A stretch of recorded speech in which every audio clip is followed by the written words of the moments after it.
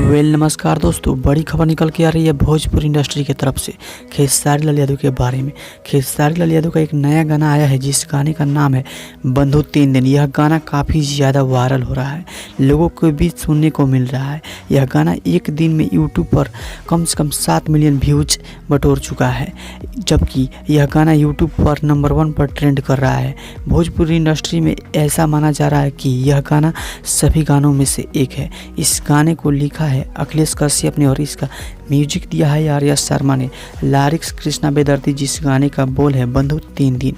यह गाना Saregama Bhojpuri YouTube channel से रिलीज किया गया है। जिस गाने का बोल है बंधु 3 दिन। इस गाने के बारे में आप क्या कहना चाहेंगे फ्रेंड्स, अपनी राय कमेंट बॉक्स में ज़रूर दें और अपने दोस्तों के पास ज़रूर शेयर करें और मेरे चैनल को भी सब्सक्राइब करें ताकि लेटेस्ट नोटिफिकेशन सबसे पहले आपको मिल सके।